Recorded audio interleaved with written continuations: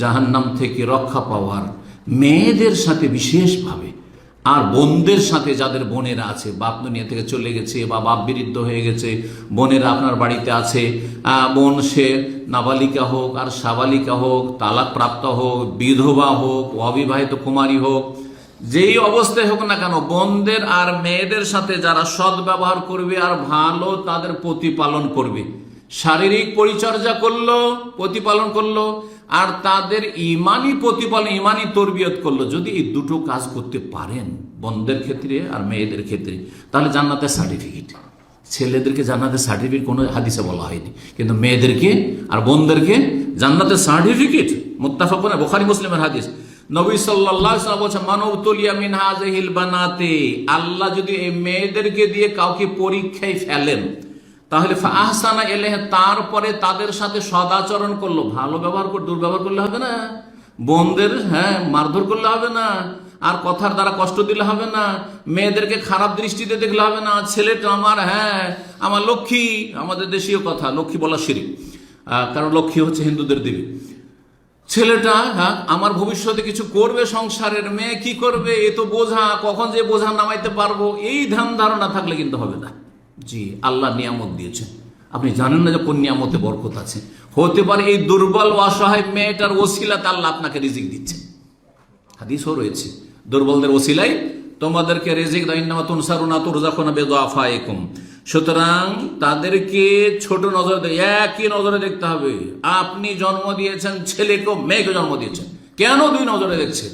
ছেলে হয়েছে, খুশির শেষ নাই, আর মিষ্টি বিতরণের শেষ নাই, আর আকিকা করছেন কত উদ্যমের সাথে, আর মেয়ের বেলা চেহারাটা যেন মলিন হয়ে যাচ্ছে, এটা তো আপনার মক্কার কাফেরদের বদচরিত্র। এটি আল্লাহ যেন বোঝার তৌফিক দান করেন।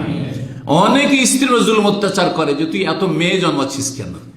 আমি বলি যে বীজ তো তোমার কাছে, জমি তো তার, জমি কি করবে?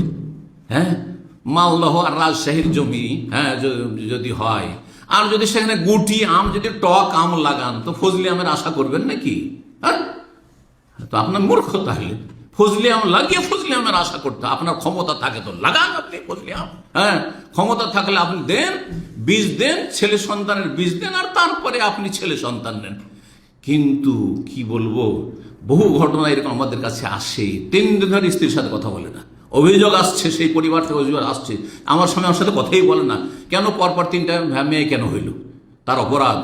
আপনি অপরাধী, আপনি অপরাধী, আল্লাহ হেদায়েত দান করুন। বরং আপনি কুফরি আকীদাতে আছেন, আপনার এই চরিত্র এই অবস্থায় গেলে কুফরি আকীদা নিয়ে যাবেন আপনি, আল্লাহর তকদির, নির্ধারিত তকদির অসন্তুষ্ট, তকদিরের প্রতি আপনার ঈমান নষ্ট আপনার। সুতরাং তকদির হবে ঈমান নষ্ট হইলে আপনি মুসলিম না, এটা ছোট বিষয় নয়। আল্লাহ যা তকদিরে ফয়সালা করবেন তাতে সন্তুষ্টি প্রকাশ করতে হবে। আলহামদুলিল্লাহ, আল্লাহ যেটা দিয়েছো সেটাতে আমার নিয়ামত, যেটা দিয়েছো, যে অবস্থায় রেখেছো সেই অবস্থায় আমি তোমার শুকরিয়া আদায় করছি। নবী সাল্লাল্লাহু বলছেন, যদি তাদের সাথে ভালো আচরণ করে, মেয়েদের সাথে আর বোনদের সাথে, অন্য হাদিসে বোনের কথা রয়েছে, কুন্নাল্লাহু সিতরাম মিনান নার, এই মেয়েগুলি, এই বোনগুলি জাহান্নামের সামনে গিয়ে আড় হয়ে যায়, যে আমার ভাইকে, আমার বাবাকে, আমার মাকে আমি জাহান্নামে যেতে দেবো না। আল্লাহু আকবার। জি, সুতরাং যাদের মেয়ে আছে বলুন আলহামদুলিল্লাহ, আলহামদুলিল্লাহ। আল্লাহর আবার সবচেয়ে শ্রেষ্ঠ মানুষকে, এই উম্মতের সবচেয়ে শ্রেষ্ঠ মানুষ রাসূলুল্লাহ সাল্লাল্লাহু আলাইহি ওয়াসাল্লাম, তার জন্য আল্লাহ নির্বাচন করেছেন ছেলে সন্তান না মেয়ে সন্তান? মেয়ে সন্তানকে বাঁচিয়ে রেখেছেন, ছেলে সন্তানকে বাঁচিয়ে রাখেননি। আপনি তো ভাগ্যবান। নবীর সুন্নত মানে মিষ্টি মিষ্টি সুন্নত নেবেন, যে নবীর সুন্নত ছিল হালুয়া খাওয়া, মিষ্টি খাওয়া, আর নবীর সুন্নত ছিল লাউ খাওয়া, এগুলো সুন্নত নেবেন আপনি। আর নবীর সুন্নত ছিল যে আল্লাহ নবীকে মেয়ে দিয়েছেন, ওইটা নিতে আপনার ভালো লাগছে না। আল্লাহ সঠিক বুঝ দান করতে, তাহলে মেয়েতে বেশি বরকত আছে। সেই জন্য আল্লাহ মেয়েগুলোকে আল্লাহ বাঁচিয়ে রেখেছেন, নবী সাল্লাল্লাহু আলাইহি ওয়াসাল্লামের ছেলেকে রাখেননি। জি, তাতে বহু হিকমত আছে, যে আল্লাহ রাব্বুল আলামিন ভালো জানেন।